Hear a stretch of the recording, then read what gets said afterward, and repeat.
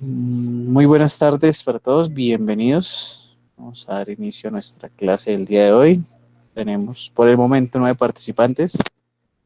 Vamos a tratar de hacer un poco rápido el tema, ¿sí? Teniendo en cuenta algunos compromisos que tenemos. Que hoy se ha juntado como que todo, entonces, pero bueno. Buenas noches. Bienvenidos a todos, buenas noches. Indicarles, o bueno, saludarlos, esperando que se encuentren muy bien, que este invierno, en estos días está azotando en gran parte de nuestro territorio, especialmente, no sé, acá Chiquinquirá, como que llevamos 2 días prácticamente lloviendo muy seguido. Bueno, que nos deje impartir la clase. Conozco de pronto algunas personas que han tenido o que tienen en ese momento inconvenientes para hacer la conexión en ese momento, pues igual forma se va a quedar o va a quedar grabada la clase. ¿Listo? Entonces, hoy vamos a continuar con el tema que veníamos adelantando. La semana pasada vimos algo de patrones arquitectónicos, abordamos unos temas, hicimos una actividad práctica para nuestro proyecto, ¿cierto? Y entonces hoy vamos a hablar de esos patrones arquitectónicos de software o del Software Architectural Partners, ¿sí? Para todo lo relacionado con nuestro proyecto. Ya vamos a identificar cuáles son esos patrones propiamente, vamos a mirar algunas actividades que debemos tener muy presentes a la hora de trabajar con patrones arquitectónicos. Entonces, lo que debemos tener en cuenta nosotros cuando trabajamos, cuando nos vamos a enfocar a trabajar con arquitectura de software, con patrones arquitectónicos, es que no tenemos un solo patrón arquitectónico, ¿sí? Entonces aquí tenemos un compendio. En este momento ustedes están viendo diferentes patrones arquitectónicos como cliente-servidor, como modelo vista-controlador, como un modelo en 3 capas, como un modelo en 2 capas, como tubos y filtros, ¿sí? Tenemos un compendio de imágenes ahí, que es a lo que vamos a tratar de visualizar el día de hoy. Entonces, algo que les mencionaba, si mal no estoy, en la clase anterior, era que nosotros no podemos caer en un error que normalmente se comete, y es el Golden Hammer o el martillo dorado. Y este error, esta actividad, resulta o se deriva o es generada cuando nosotros utilizamos un solo patrón arquitectónico, una sola arquitectura de software para poder trabajar. ¿Listo?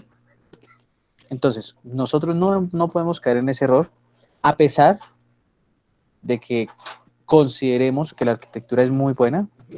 Pues acá, a pesar de que consideremos que la arquitectura es muy buena, a pesar de que consideremos que, permítame un segundito.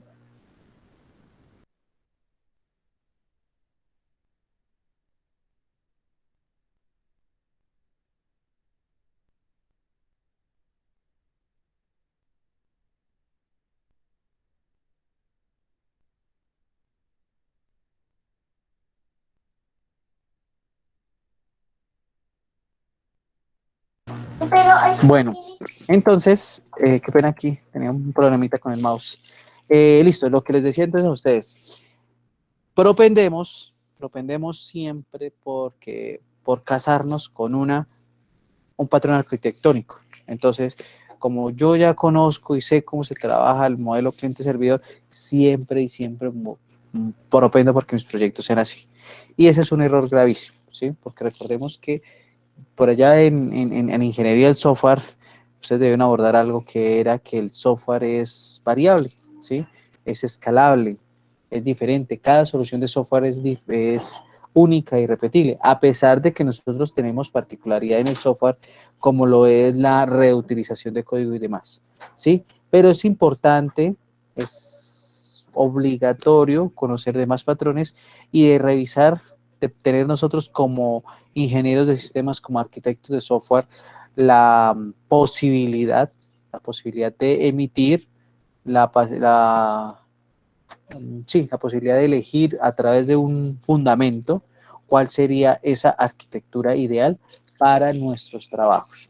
Entonces aquí vamos a abordar algunas definiciones de unos libros. Normalmente toda esta información de patrones arquitectónicos se encuentra en inglés, ¿sí? Entonces hemos extraído algunas frases, algunas definiciones puntuales para que ustedes las conozcan. Entonces, en un libro un poco viejo ya, del año 77, de don Christopher Alexander, pues nos hablaba sobre que el patrón arquitectónico describe un problema que ocurre una y otra vez en nuestro medio ambiente, y que a continuación lo que va a hacer es describir el núcleo de la solución de ese problema. O sea, a partir del problema que tenemos nosotros, vamos a mirar ese núcleo y poder revisarlo, poderlo atacar de una forma adecuada. Esa podría ser en síntesis lo que nos decía Christopher Alexander cuando se comenzaron a revisar aquellas actividades relacionadas con los patrones arquitectónicos o las arquitecturas para el desarrollo del software. Permítanme un segundo que no sé qué está pasando con el mouse. Se lo apagué.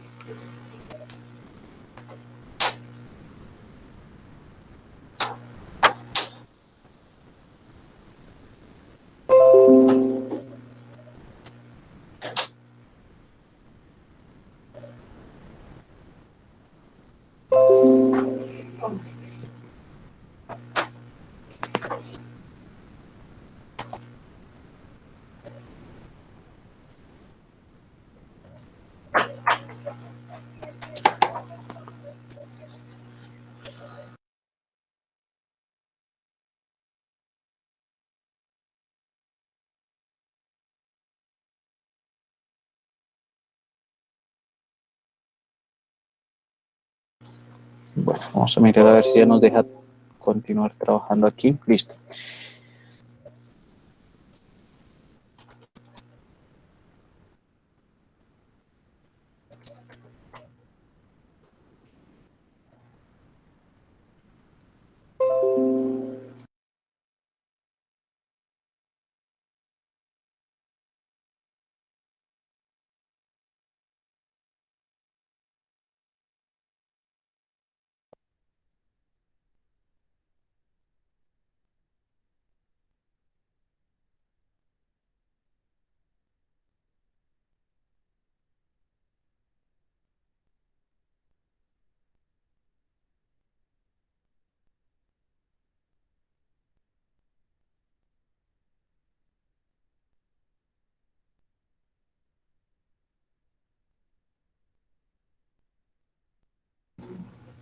¿Me confirman, por favor? ¿Están viendo en este momento mi pantalla? Sí, señor. Gracias. Que no sé qué está pasando acá. Bueno, vamos a mirar si ya funcionó. Me dice Oscar Fernando, se le escucha entrecortado. ¿Me confirman? ¿Me escuchan bien?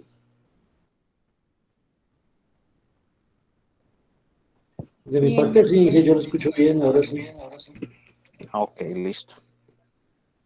No sé, hubo como un momento aquí, un lapsus, pero bueno, vamos a continuar entonces. Listo, entonces tenemos otra definición por allá de libros de arquitectura de software. En el caso de Bushman nos lo describe como un problema de diseño recurrente. Él lo enfoca más como nosotros estamos resolviendo estamos resolviendo un problema a través de una solución informática, a través de un software. Entonces ese patrón arquitectónico lo que nos va a hacer es describirnos un problema de diseño recurrente, ¿sí?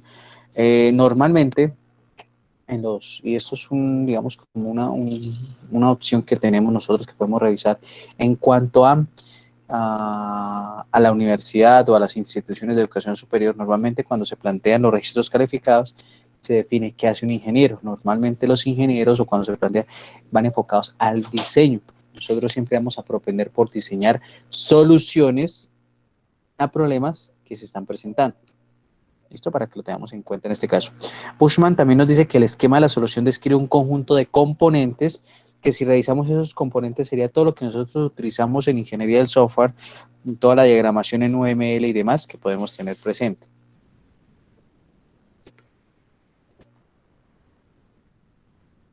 Entonces ahora, en este caso, lo que vamos a empezar a abordar o vamos a empezar a revisar son aproximadamente 10 patrones arquitectónicos que podemos utilizar, una definición pequeña, un esquema y los usos que normalmente se van dando.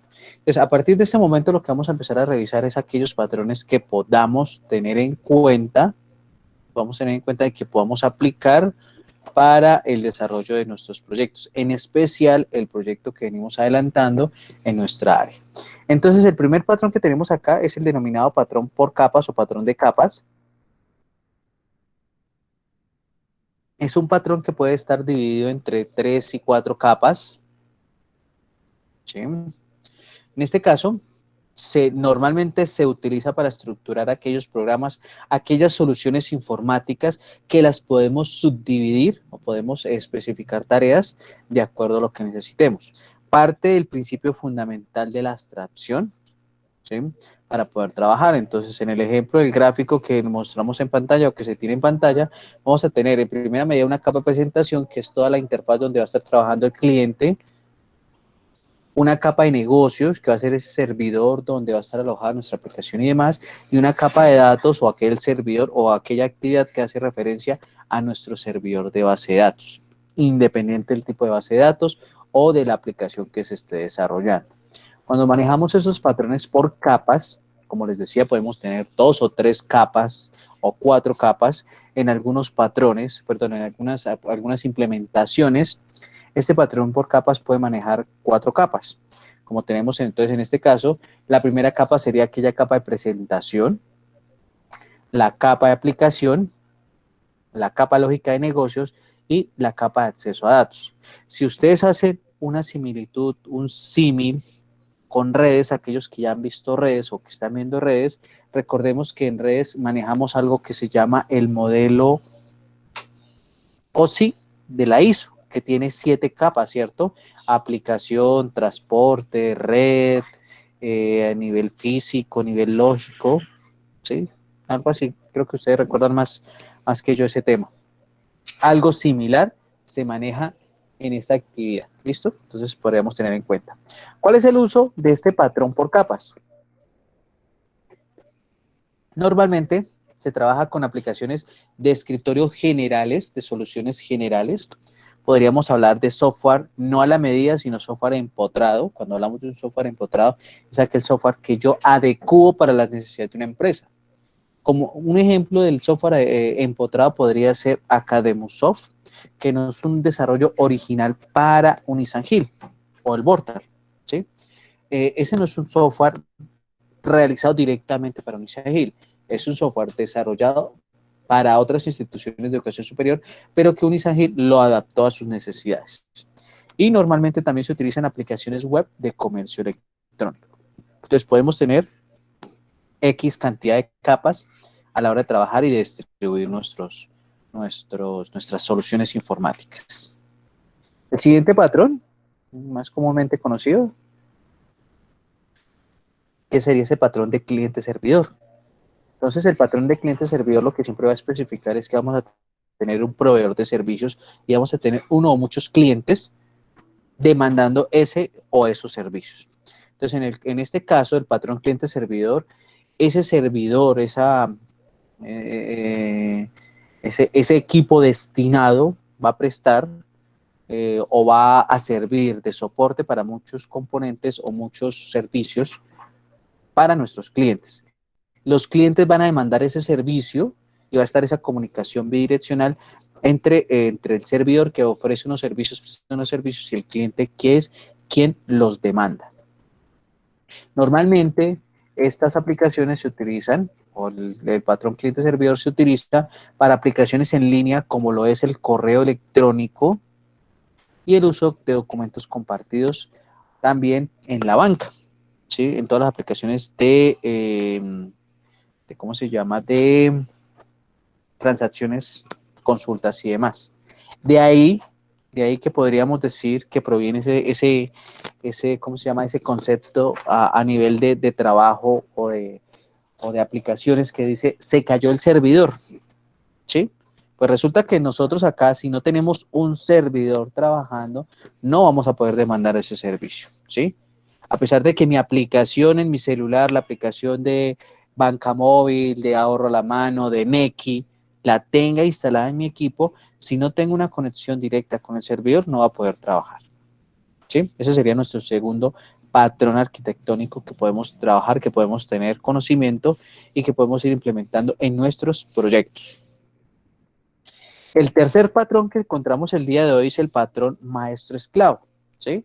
Miremos que algunos de esos patrones pueden ser algo novedosos, algo nuevos para nosotros. No lo manejábamos antes, pero lo ideal es conocerlos. Muchos de ellos no se trabajan.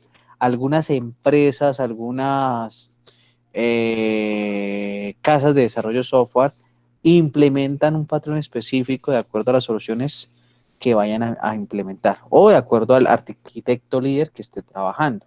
Entonces, en este caso, tendríamos que el patrón maestro esclavo lo que va a tener en cuenta o en lo que se va a fundamentar su uso es que consiste en dos partes. Un maestro, un esclavo, en el cual el componente maestro distribuye todo el trabajo entre los componentes esclavos. Es un administrador de tareas y va a calcular el resultado final de los resultados que devuelvan los esclavos. ¿Sí? Ese sería ese supervisor de tareas donde remite las tareas a los esclavos, las va a procesar y las muestra. El uso de este tipo de este patrón arquitectónico de software va enfocado sobre todo a en la replicación de las bases de datos maestra, ¿sí? Aquí se puede trabajar mucho algo que es el data warehouse, los data mart. Para aquellos que pronto no conocen este concepto del data warehouse o almacén de datos y los data mart, resulta que cuando nosotros trabajamos con bases de datos grandes, amplias, con un gran volumen de información, no es una buena práctica, no es una buena práctica que las consultas las estemos haciendo a la base de datos real o a la base de datos principal, ¿sí? ¿Qué pasa en este caso? Cuando tenemos una base de datos grande, hablando de bases de datos relacionales, lo que nosotros hacemos para agilizar las consultas es crear un almacén de datos. Crear una segunda base, perdón, sí, una segunda base de datos, la cual va a ser una réplica y va a estar alimentada de toda la información de la base de datos principal. Entonces, en este caso,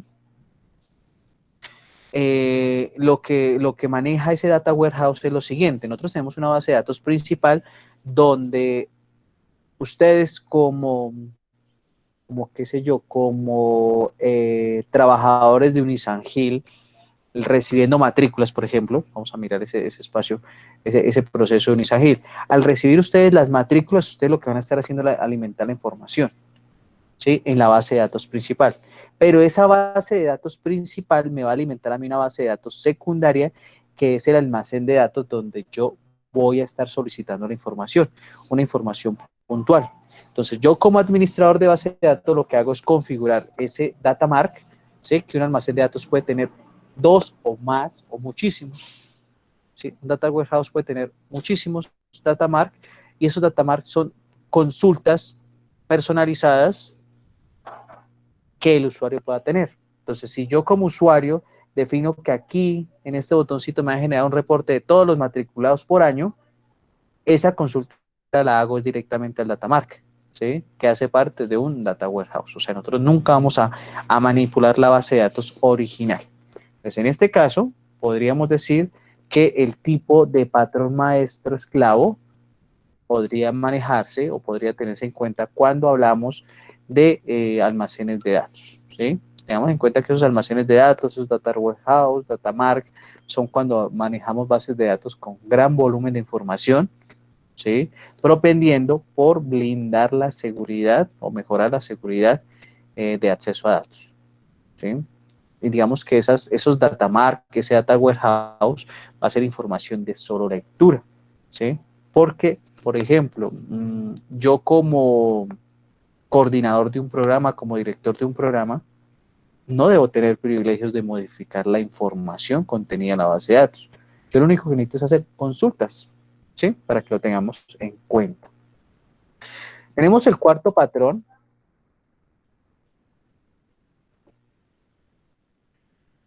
que sería el patrón filtro de tubería. Es un patrón ya casi un poquito dejado de lado para el trabajo en desarrollo de software. En este caso, este patrón lo que nos va a indicar o lo que nos va a permitir a nosotros es estructurar de una forma adecuada los sistemas y cómo se procesa esa información, ¿sí? En este caso, con esta actividad que estamos adelantando, se incluye dentro de un componente llamado filtro. Los datos se procesan cuando pasan por las tuberías. Y estas tuberías pueden utilizar para almacenamiento en buffer o con fines de sincronización, ¿sí? Digamos que lo que vamos a hacer en este caso, como la imagen nos indica, es que a través del filtro procesamos, transformamos la información que va pasando a través de las tuberías o de los contenedores de información.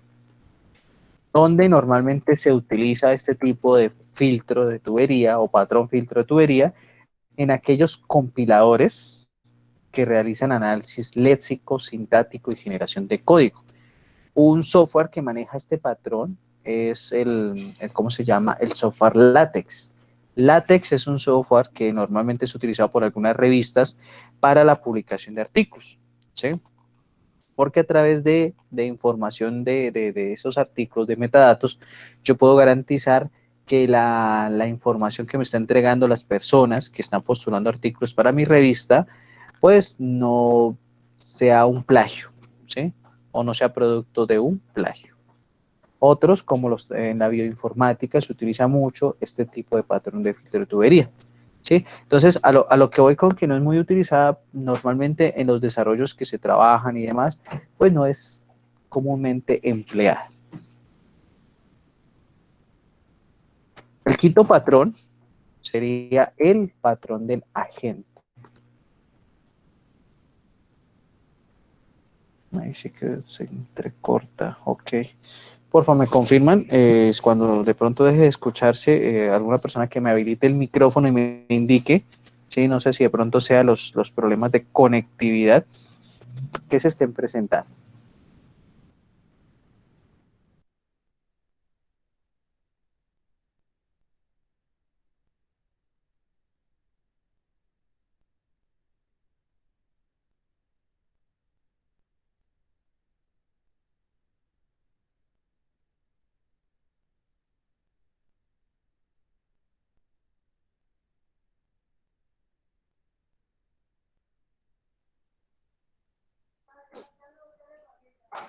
Listo, este quinto patrón, el patrón del agente, se utiliza normalmente o es empleado para hacer la estructuración, el diseño de sistemas distribuidos, ¿sí? Estos componentes pueden interactuar entre sí, los componentes del sistema distribuido, y vamos a tener dentro de ese sistema distribuido un intermediario, que el intermediario será aquella persona responsable, aquel agente que va a permitir la comunicación entre estos componentes, ¿sí? Básicamente eso sería lo que va a hacer ese patrón. Este tipo de patrón arquitectónico se utiliza normalmente, se emplea normalmente en software de mensajería, ¿sí? Podríamos también trabajar este tipo de, de patrón en aquellas aplicaciones como Apache, que son servidores locales, que me permiten a mí definir hacia qué lugar va a trabajar mi aplicación. Entonces, no voy a tener un único servidor, no voy a tener un único servidor, voy a tener muchos servidores, pero yo como usuario nunca voy a saber ¿cómo se llama? A qué servidor me estoy conectando. Lo único que voy a hacer en este caso, o lo único que voy a necesitar es que esté en línea y este patrón me va a indicar a mí, este patrón broker o este patrón de la agente, él va a ser un enrutador hacia donde nosotros debamos trabajar, ¿sí? Podría decirse, un ejemplo a nivel de redes también, equiparando con las redes, que si yo tengo varios AP, varios access point, varios puntos de acceso, como sucede en la universidad, pues lo que voy a hacer es que si no me conecto a uno, mi celular va a estar buscando el otro punto, ¿sí? Pero en ese caso, sí tenemos o sí vamos a conocer cuál es el servidor o el proveedor de servicios. Normalmente en los otros no. Esas aplicaciones, digamos, robustas, aplicaciones a nivel bancario que puedan tener muchos servidores, las redes sociales, considero yo que pueden manejar también esto. este tipo de patrón, porque es que es un enrutador prácticamente a lo que vamos a trabajar. Tenemos aquí el patrón igual a igual o el patrón uno a uno o punto a punto, también se le conoce así. Entonces, este patrón, pues, ¿qué nos va a servir o para qué es útil este tipo de patrón? Se puede utilizar para estructurar programas que pueden descomponerse en grupos o tareas o en módulos, podríamos indicarlo también como esa programación modular, cada una de las cuales se encuentra a un nivel particular de abstracción, ¿sí? Teniendo en cuenta que cada capa proporciona servicios de seguridad a la capa, perdón, servicios a la siguiente capa o a la capa superior. Entonces, ¿dónde es normalmente utilizado? Cuando trabajamos en redes de intercambios de archivos o cuando trabajamos con protocolos de multimedia, ¿sí? Es normalmente el uso de este tipo de aplicaciones, ¿sí? Ya requieren un poco más de trabajo de protocolos de comunicación. Volvemos a lo que les decía, el modelo OSI de la ISO, con esas 7 capas y todo, podría ser un tipo de referencia para manejar este tipo de patrón. Tenemos el séptimo patrón, que sería el patrón de bus de evento. Entonces, este patrón de bus de evento, lo que nos va a decir a nosotros, lo que nos va a permitir a nosotros, es manejar una especie de 3 capas, donde vamos a tener la aplicación, donde nuestro transporte va a ser ese bus de evento y donde nosotros vamos a consumir esas aplicaciones. Entonces, en este caso, principalmente con eventos, se tienen 4 componentes fundamentales. La fuente del evento, el escucha del evento, el canal por el cual se traduce el evento y el bus de evento. Las fuentes publican los mensajes en canales particulares en un bus de eventos, ¿sí? O lo lleva hacia un punto. Aquellos oyentes se suscriben a canales particulares y los oyentes, que son las personas que van a consumir nuestro servicio, ¿cierto? Son notificados de los mensajes que se publican en un canal. Eso digamos que sería el uso a nivel general de este tipo de patrón arquitectónico, denominado bus de evento, donde normalmente se utilizan en los desarrollos móvil, ¿sí? Aquellos desarrollos para dispositivos con sistema operativo Android. Aquellos dispositivos con sistema operativo Android lo podríamos utilizar normalmente. Y aquellos servicios de notificación, ¿sí? Entonces aquí es donde nosotros decimos que consumimos API o consumimos servicios a través de ciertas actividades. Nosotros tenemos aplicaciones, creo que la mayoría, por no decir todos, poseemos ¿cómo se llama? Un teléfono con sistema operativo Android, donde independiente de las actividades que estemos haciendo, vamos a recibir una serie de notificaciones de acuerdo a las configuraciones que tengamos en nuestra terminal. El más utilizado, del que más hemos hablado, del que podemos caer ¿cómo se llama? En el error que veíamos al inicio del Golden Hammer, ¿cierto? O del martillo dorado. Entonces, en este caso, el patrón más usado, comúnmente utilizado, es el modelo vista controlador. En el caso del modelo vista controlador, este patrón va a permitir, o sea, dividir en 3 partes, ¿sí? Que funcionan de forma interactiva. Uno es el modelo, va a controlar la funcionalidad de los datos básicos. Normalmente el modelo hace apología a la base de datos. La vista, que va a mostrar toda aquella parte, toda aquella interfaz con la cual el usuario va a interactuar. Y el controlador, que va a ser aquel servidor que administra va a ser ese punto intermedio entre la base de datos y entre nuestros usuarios. Podríamos hablarlo así de esa forma.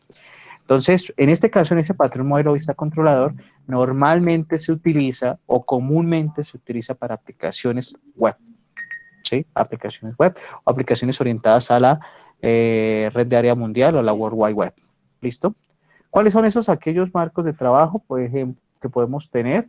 Django, Rails, toda la parte del diseño web, cuando manejamos diseño o dividimos toda esa parte del frontend, del backend, ¿sí? Toda esa parte la podemos trabajar. Entonces miremos que la interpretación a través del gráfico que tenemos ahí es que a través del ingreso de unos eventos en la vista, esos ingresos van a pasar al controlador, los cuales a su vez van a llegar a la base de datos para poder trabajar, ¿sí? Y el controlador es el que va a administrar y va a poder trabajar toda la actividad y va a poder diseñar esa actividad que vamos desarrollando.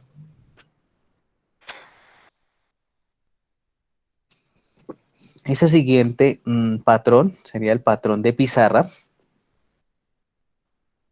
Es útil normalmente o se trabaja o se puede implementar para los que no conocen de estrategias de solución deterministas. ¿En qué sentido? Porque el patrón pizarra consta de tres componentes principales en los cuales se puede trabajar.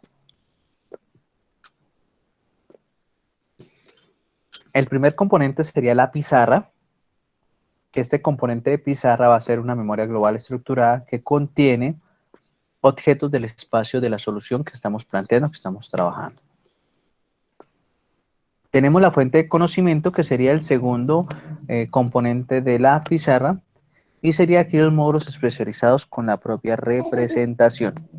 Por último, los componentes de control, los que van a permitir seleccionar, configurar y ejecutar los módulos que hacen parte de nuestra solución, de nuestra herramienta. ¿Dónde normalmente se utiliza este tipo de patrón arquitectónico? Cuando utilizamos los reconocimientos por voz, cuando utilizamos aquellas aplicaciones de identificación y seguimiento vehicular, como las basadas en los GPS, la identificación de estructuración proteica, y cuando vamos a hacer sonarse o cuando sonar la interpretación o el reconocimiento de auditivo, ¿sí? Entonces, en este caso, digamos, este patrón de arquitectónico de pizarra lo utilizamos sobre todo y es fundamental en el uso de reconocimiento de patrones por voz, ¿sí? O de patrones de voz. Por último, tenemos el patrón de intérprete. Ese patrón de intérprete lo que nos va a permitir a nosotros es o está orientado para diseñar un componente que interpreta programas escritos, ¿sí? Él va a llegar ¿cómo se llama? A codificar, a relacionar lo que hemos adelantado. Se especifica principalmente cómo evaluar aquellas líneas de programas, aquellas conocidas, aquellas oraciones planteadas para poder trabajar. Y la noción básica, la idea básica en este caso es tener una clase para cada símbolo de idioma, aquella sintaxis que vayamos a trabajar. ¿Dónde lo utilizamos normalmente? En los lenguajes estructurados de consulta, aquellos lenguajes que manejan gestores de bases de datos como SQL Server, como MySQL, como Oracle, como Postgres, como Cassandra, ¿sí? Y lo que hacemos es que a través de nuestro cliente y teniendo en cuenta un contexto, vamos a interpretar o a abstraer unas expresiones que indican. Si ustedes analizan, cuando ustedes hacen una consulta a una base de datos, ustedes básicamente lo que van a especificar, lo que van a indicarle es unas actividades propias que el lenguaje las interpreta. Si yo me centro a decir o a revisar una consulta a una base de datos, por ejemplo, insert, into, table, values y cada uno de los valores, lo que le estoy diciendo, oiga, le estoy diciendo al sistema, prepárese que voy a ingresar una información la cual va a ser alojada en unos espacios de memoria, ¿sí? Entonces, por eso la interpretación de este lenguaje cuando nosotros trabajamos. Esa sería, digamos, la primera parte que tenemos el día de hoy. No sé si tengamos alguna duda, pregunta, inquietud al respecto.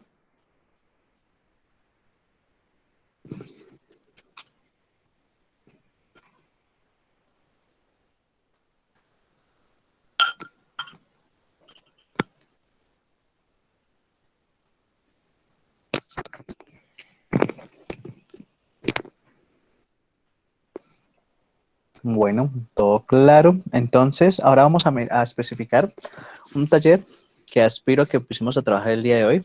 Vamos a hacer la clase un poco corta porque estamos en una actividad ¿cómo se llama? De la facultad, de unos avances que tenemos que entregar. Y bueno, también hago un paréntesis, ya que me acuerdo, dijo publicidad política pagada. Vamos por acá. ¿Dónde tengo eso? Permítame un segundito. Creo que la información yo se las he compartido a sus correos, pero sin embargo, pues toca hacer publicidad de la invitación a nuestra jornada científica, ¿listo? Entonces, invitarlos cordialmente. La próxima semana tenemos espacio, se va a adelantar la jornada científica y de innovación de Unisan Hill de las 3 E's. Entonces, la jornada científica se va a desarrollar del 5 al 8 de mayo, la próxima semana, donde vamos a tener pues diferentes actividades, no solo a nivel de investigación, sino a nivel de otras actividades. Se van a contar componentes nacionales e internacionales, van a haber unos talleres, unas actividades propias, que lo ideal es que participemos. Los docentes o todos los docentes conocen de la programación, a ustedes ya también les debió llegar la programación a sus correos y lo ideal es participar activamente. ¿Listo? Entonces esa era como la publicidad política pagada, en este caso, para que lo tengamos en cuenta. ¿Listo? Entonces, si no hay dudas, vamos a comenzar con el segundo taller, que espero que, a que lo comiencen o lo vayan adelantando a partir del día de hoy. Tendríamos plazo, vamos a dejar para hoy en 8 días. Diría un amigo, ¿cómo se llama? Estoy regalado, entonces les dejaré bastante tiempo para este taller. Bueno, continuando con nuestro estudio, con nuestro análisis de esas plataformas de desarrollo de software que ya hemos venido, nosotros hemos hecho, si mal no estoy, 2 talleres con respecto a este tema. El primero fue orientado a la instalación, si no estoy mal, ¿cierto? La instalación no miento, este tema solo hemos hecho uno, que fue la instalación, la diferencia entre Eclipse y NetBeans, ¿cierto? Entonces ahora lo que vamos a hacer es poner en práctica esos 2 entornos integrados de desarrollo, utilizando el lenguaje de programación Java. Entonces, el segundo taller, ¿qué vamos a tener en cuenta o qué vamos a tener presente en este caso? Primero, ¿qué vamos a desarrollar? Aquí creo que me he invertido esto. Vamos a desarrollar esta aplicación a través de un formulario desarrollado, programado en el lenguaje de programación Java, en los entornos tanto Eclipse como NetBeans, que vamos a tenerlo en cuenta. Vamos a hacer un simulador de pedidos. Ese simulador de pedidos, ¿qué va a contener? Pues ustedes van a recibir el nombre de un medicamento, ¿sí? A través de un JText file. Esperen un segundito, aquí habilito OpenBoard para explicarles de una mejor forma.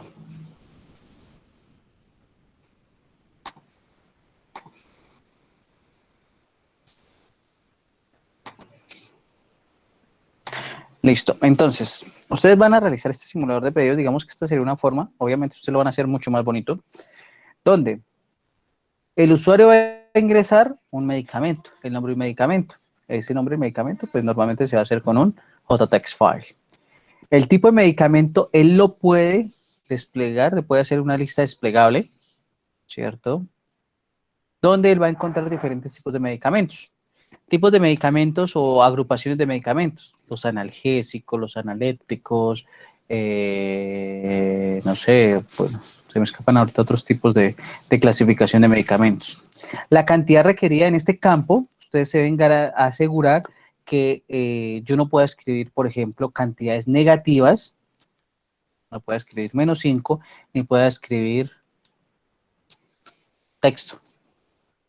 ¿Sí? Ahí sería una validación ideal para tener en cuenta. El distribuidor, vamos a tener 3 tipos de distribuidores, cualquiera de los 3 podemos escoger, y en la sucursal donde la vamos a entregar o donde puedo recoger el pedido, yo puedo indicar cuál de las 2 sucursales, si quiero tener las 2 sucursales o si quiero ir a una en específico. Ese sería nuestro ejercicio para hacer. Entonces, ¿qué debemos tener en cuenta? El usuario va a digitar el nombre del medicamento, pero tener presente también otro tipo de validaciones.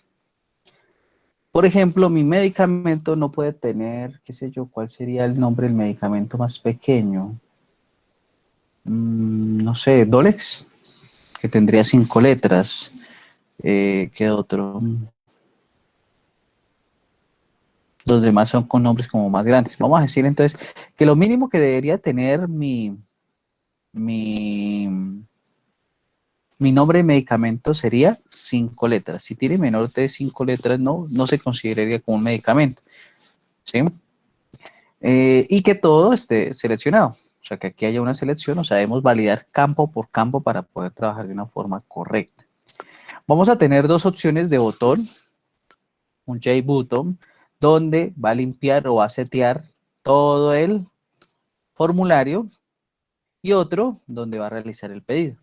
Cuando yo realice ese pedido, él me debe enviar un cuadro de texto. También a ver si lo tengo acá el ejemplo. Exacto, acá. Cuando yo le dé aquí en realizar pedido, él me debe enviar este mensaje de confirmación, donde me va a dar los datos. Entonces, los datos me van a decir, listo, el medicamento fue solicitado de tal forma, tantas unidades y el nombre del medicamento. Y la dirección del envío es X o Y, que serían estas direcciones. O sea que cuando yo elija cualquiera de estas dos, me va a mostrar la dirección del uno o de los dos lugares donde lo haya elegido. Pues aquí yo voy a confirmar mi pedido, me voy a enviar un mensaje, me voy a enviar un mensaje, me voy a enviar un mensaje a una ventana donde me muestre el resumen del pedido. O sea, después de que yo ya hice la validación o que hice la confirmación, pues voy a mostrar ese resumen del pedido para poder terminar con nuestro trabajo. Sí, mire. Aquí nos sugiere que puede ser enviado por consola el mensaje, o podemos hacer otro JOption Pane donde me indique de una vez que el mensaje fue pedido, fue enviado, fue confirmado correctamente, y se terminaría nuestro software, nuestra herramienta. Sí, esa sería, digamos, la actividad que vamos a desarrollar a partir del día de hoy. Y que tendríamos de entrega, para el próximo jueves, sería la entrega de este taller. ¿Tenemos dudas, preguntas al respecto con el taller? Inge, una pregunta. Usted me dice que son 2 talleres, ¿sí? No, es el taller número 2. Tenemos que hacer la misma aplicación en los dos entornos, en NetBeans y en Eclipse. Vale, Inge. Solamente es así, así como pregunta mi compañera, con base de datos, o es estática. Si lo desean hacer con bases de datos, ya sería un plus adicional. Lo que debemos hacer es simular ese pedido. Simular. O sea, en este momento, así como yo les mostraba, lo que voy a estar haciendo es cómo se comportaría esta aplicación. No más. Pero si ustedes desean, consideran que les parece pertinente, que es ideal complementarlo con una base de datos sencilla, bienvenido, no hay problema. Sí, o sea, de ahí a de lo que estoy pidiendo, o que le coloquen más cosas, bienvenido todo. ¿Alguna otra duda, pregunta, inquietud?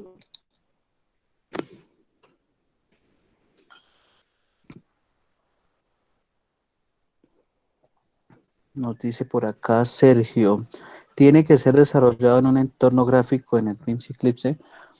¿Cómo así entorno gráfico? No le entiendo la pregunta, Sergio.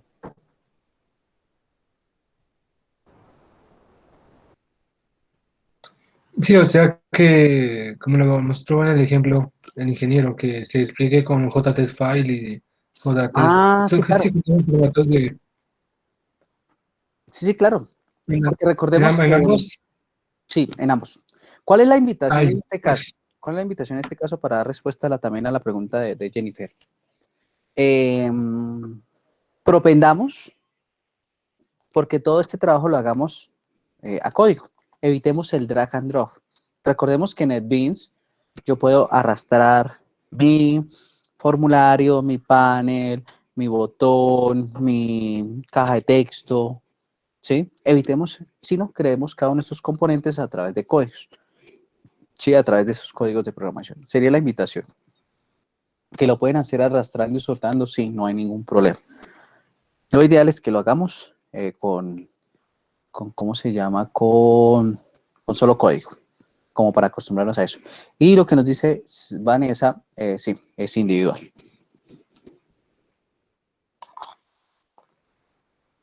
Vale, ingeniero.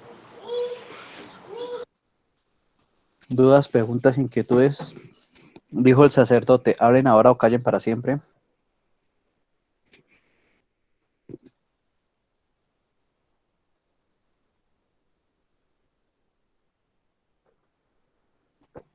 Listo, muchachos. Entonces lo ideal es que, si no hay dudas, vamos a dejar la sesión hasta acá. Lo ideal es que comencemos a trabajar. Me retiraría de la sala, estaría pendiente por el grupo de WhatsApp, las dudas que puedan tener en este momento hasta las 8:40. Lo ideal sería que ustedes vayan adelantando el día de hoy las dudas que puedan tener a nivel de este proyecto y demás, pues me las van haciendo saber. Ya voy a subir al aula el documento donde se especifica, ya les muestro por acá, el documento del taller donde se especifica todo lo que deben llevar. Permítanme un segundito, ya les muestro acá.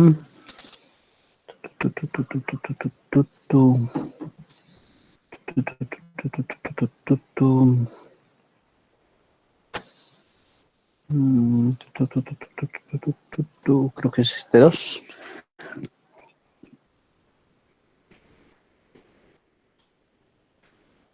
Listo, sí, por acá lo tenemos. Entonces, acá va a estar toda la explicación de lo que yo les decía ahorita. Utilizando las librerías Java Swing, ¿sí? Entonces, un text file, un JComboBox, mire que aquí nos va explicando todo, un JText file, que en este caso debería solo recibir números enteros positivos, porque yo no puedo hacer un pedido de -5 tabletas de acetaminofén, un radio button, y las especificaciones para cada una de las cositas. Entonces, ¿qué es lo que deben entregar ustedes? El código fuente de estas dos, ¿cómo se llama? De estas dos soluciones. ¿Sí? El código fuente hecho en Eclipse. Entonces ya voy a subir eso para que quede listo ahí. ¿Listo? ¿Preguntas, dudas, inquietudes? Yo tengo una pregunta, ingeniero. Dígame, Yesid. Al momento de subir el código, ¿lo podemos subir a un repositorio en GitHub y compartirle solo el enlace?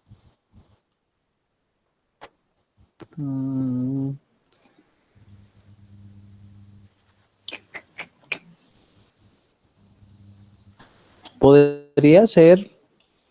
Espérame, a ver. El lío, espérame, a ver, espérame. Bueno, el lío me tocaría mirar si la plataforma, cuando yo habilite el trabajo, como normalmente uno habilita, es la subida de texto, y no sé si todos manejen, la subida de texto no, sino la subida de archivos. No sé si todos manejen Git o GitHub, ¿sí? Con ese repositorio, no sé si todos lo manejen. Entonces, voy a verificar si es posible que me permita subir solo el enlace o tendrían que subir un documento con el enlace. ¿Sí? Donde yo pueda, sí, algo así como cuando uno hace con el Drive, subirlo así. Pero sí, yo creo que sí no habría problema.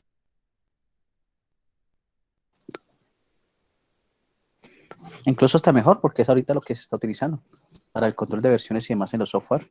GitHub es lo que está ahorita, vulgarmente hablando, mandando la parada.